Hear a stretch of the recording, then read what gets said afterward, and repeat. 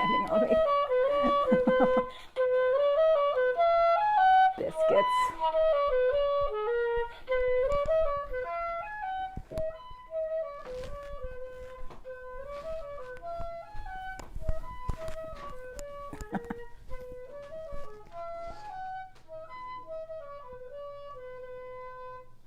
Hi, good morning everyone. This is Sally Morgan, physical therapist, craniosacral therapist, and Tellington T-Touch practitioner for animals and people.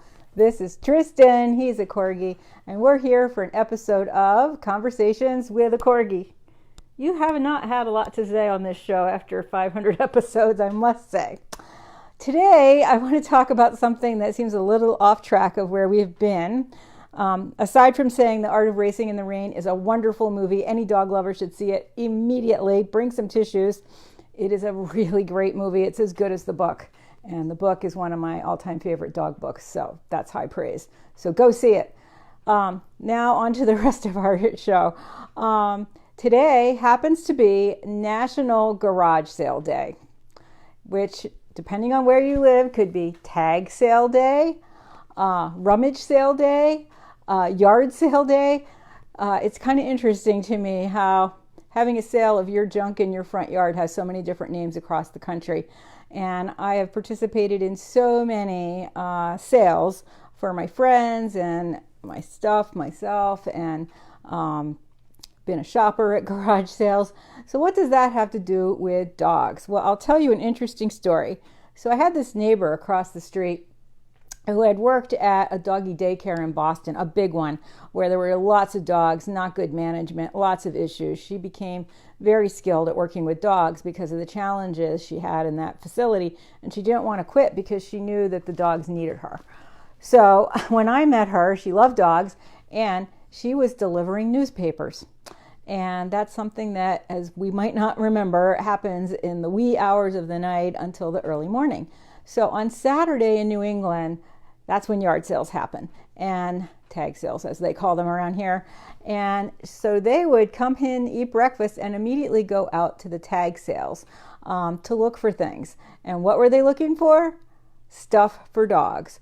So one of the best things to find for dogs at a tag sale, garage sale, yard sale, rummage sale, are used crates. And you can find boxes that will hold cats and boxes that will hold dogs. I can't tell you how many really sweet boxes people have brought here with cats and bunnies in them that they picked up at a yard sale somewhere. These are really popular items to have at a yard sale. So my neighbor had a couple of dogs and a couple of cats, didn't need a crate. What was she doing with all these crates? She accumulated a whole porch full of crates over the course of a summer and a fall, and she donated them to the local shelter. She also gave them to people that lived near her who needed crates.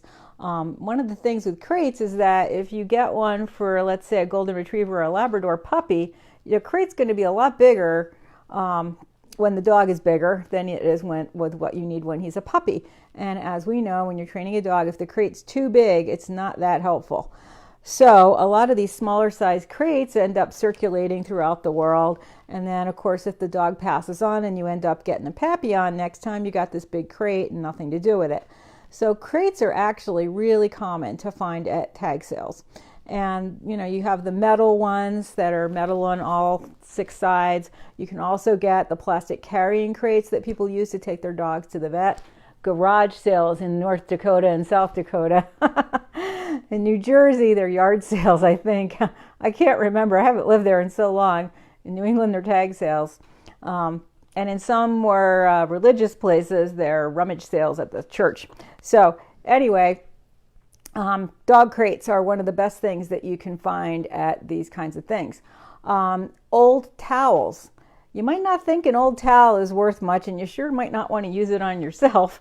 But if you wash it a couple of times, you can donate an old towel to the shelter. Shelters and my sister's vet office, they are constantly looking for towels and for blankets for dogs.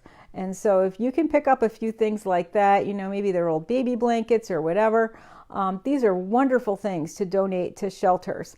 And you can find an assortment of other things, like people I know who have puppies have picked up a lot of plastic Fisher-Price kid toys to use in their yard for a puppy socialization and to familiarize puppies with different kinds of environmental stimuli.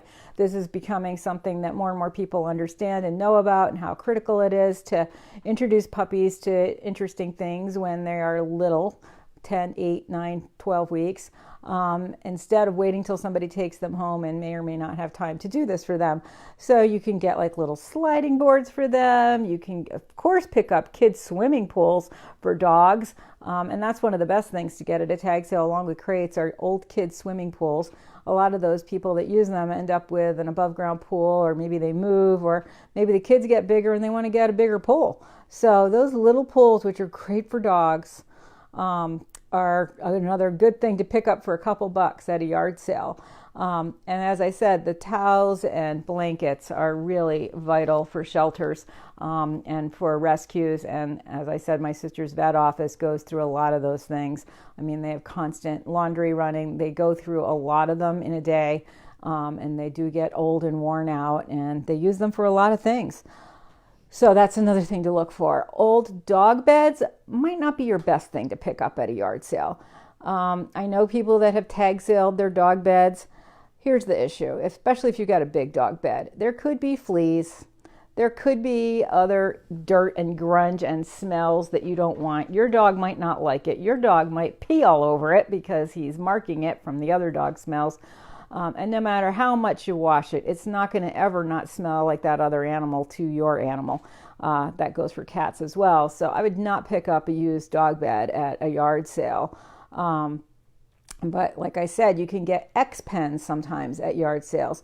I know people who have had pet bunnies who use the XPens for their bunnies, and then when their bunnies pass on or their kids go off to college and they don't have the bunnies out as much, they sell the XPens. And my sister's got probably 6 of them she's picked up at different yard sales in her garage, and she uses them when she goes camping. She makes, well, camping. Camping with her is really just driving your mobile house to a luxury area.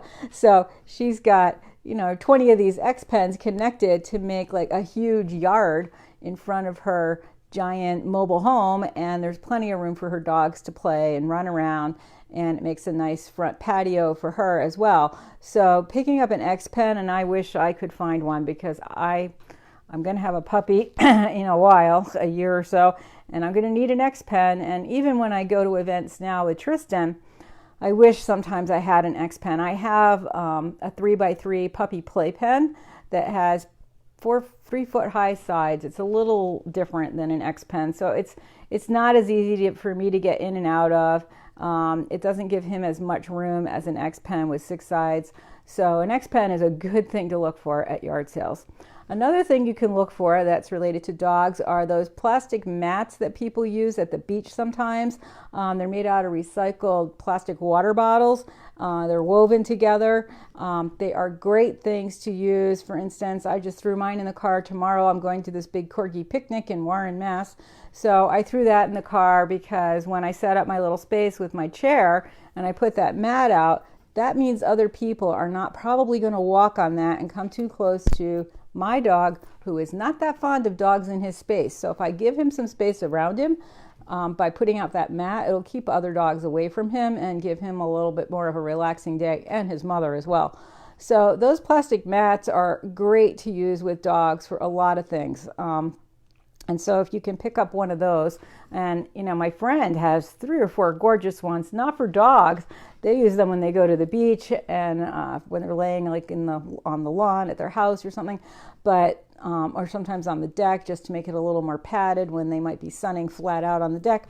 And theirs are gorgeous, and they've picked them all up either at yard sales or driving down the street in a pile of free stuff or what somebody's thrown away. So that's another thing to keep an eye out for because you can use it for a lot of things. Another good thing to check out at yard sales is used or not being used anymore yoga mats. This is something a lot of people buy and have in the house, and when they're really cleaning out, you might pick up a yoga mat here and there.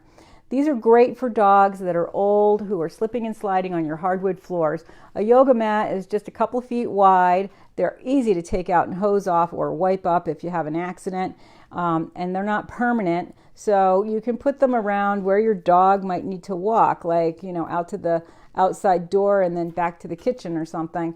And if you've got an old dog, it's better than having them possibly ruin a new carpet that you might put out there. They're easy to roll up and store away if you're having a party and you don't want yoga mats on the floor. But for a senior dog, they're really comfortable to walk on. They can get a much better grip. You can use them for a lot of things with dogs. You can use them, cut them, and put them in a crate as a crate liner on the bottom because they are pretty clean upable. The cheaper and crappier ones in particular are very easy to clean up. Hi, Neely. You're not late. We're all on time. Don't worry about it. So those yoga mats that have the shiny coating that are made out of crappy plastic, they actually are the better ones to have for dogs because they are so easily cleanable and you're putting stuff on top of them.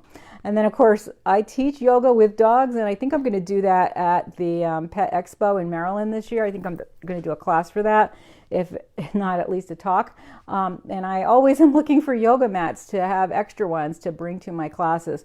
At this point, I have a huge supply, but because I do teach yoga, I need to have a lot of mats because people don't typically come to a dog expo carrying a yoga mat. So I will have quite a few at my class for people to use. So what else could you pick up at a tag sale that might be good for your dog?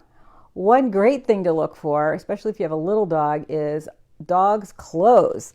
So you might be able to get a good blanket, like to wear on top of them, a dog raincoat. A lot of people don't get rid of their cute little outfits for their poodles and their cavaliers and their Yorkies, but sometimes they do. And stuff like that is a good thing to look for. Just in terms of like a dog life jacket. Maybe they got a new dog and the old one doesn't fit, so they're putting something like that out at the yard sale because what else are they going to do with it? You can't donate a dog raincoat or a dog life jacket to the shelter. They're not going to take a dog to the ocean to take them swimming, and they don't take them out if it's raining. So, stuff like that you might be able to pick up. Another thing to not get at a yard sale is used pet food and used pet treats. If somebody's dog passed away and they've got a bag of food, it could be already old, it could be a bad brand. We don't want to feed kibble anyway, so picking up bags of dog food, not such a good idea. I rarely see those things at tag sales anyway. Some shelters will take open bags of dog food and try to disperse that around so that some poor dog isn't eating only crappy leftover kibble. And that goes for treats as well. And toys. Toys may have a lot of bacteria on them. I know some people that put a toy like in the washing machine, but you know what? Dog toys are so cheap and they're so personal to your dog and to you. I don't think picking up used dog toys is a very good idea unless you're going to wash them and bring them to the shelter where they are pretty desperate for things to keep their dogs happy. If you're going to do that, though, you don't want to bring in the kind with stuffing in them that the dog will shred, because if the dog eats it and he's in a shelter, there might not be as much of a watch over him to make sure that he's not getting an impaction or having a problem, because people are coming and going all the time. And if he gets that toy on a Friday and the staff is changing continuously over the weekend, maybe there's a manager or somebody there continuously during the week, nobody will know if that dog ate a bunch of stuffing and now he's not eating and he's not pooping. So really important when you're donating toys to the shelter to look for things that are like hard plastic, something that's not chew-uppable really. And, some dogs really get a lot of comfort by having something like that in the shelter. So, but, the shelter usually will have guidelines about what they can accept. Things like half a ream of paper. If somebody got a new kind of printer or whatever and they have a half a ream of extra paper, that's a good thing to donate to a shelter. Any kind of office supplies are good to donate to shelters. So that's a few ideas of things that you can pick up at yard sales for your dogs and for your shelters in your area. So keep an eye out when you're driving around on those early Saturday mornings. And if you happen to be so lucky, one of the other things that you can find sometimes are little statues. Maybe somebody, like my grandma had Dalmatians. She loved Dalmatians. There were hundreds of Dalmatian statues. When they had an estate sale for her house, there were Dalmatians everywhere. I have a whole bunch of them in my horse cupboard over there. not a huge fan of Dalmatians, but I like my grandma, so I've got the Dalmatians. But if you might be lucky and find some stuff from your breed at some of these antique shows or at somebody's yard sale, especially if you have a popular breed like a pug or a dachshund, sometimes you can pick up some really cute little tchotchkes for your house with your breed. So everybody have a good time at your yard sales. I will try to talk to you tomorrow from the Corgi picnic in Warren, Mass. West Warren, actually. And then I'll be back next week. I'm at my educator job Monday, Tuesday, Wednesday. I'm at dog school, so probably not till Thursday. Oh, we are going to have fun at the picnic, Danny. It's going to be 80, sunny. My big mission this morning is to go up into Tristan's costume bags, piles, boxes, and pick out what he's going to wear for the costume event. It's hard to tell, but it's going to be warm, so Sherlock is out. And what else have we looked at? We could do the butterfly costume. I think we might go with the fairy riding the Corgi costume because this is a group of Corgi people and they will get it. Although in the past when we've done this costume, it has not been that well received, but you know what? Darn it, I like it, so we might wear that one. And he's not going to wear his cow costume. We're saving that for Philly next year. He didn't like his cow costume all that much. It's a little tight. Mommy's got to do some alterations. All right, thanks for joining us, everybody. You have a great day, and we'll see you next week. And tomorrow, I hope.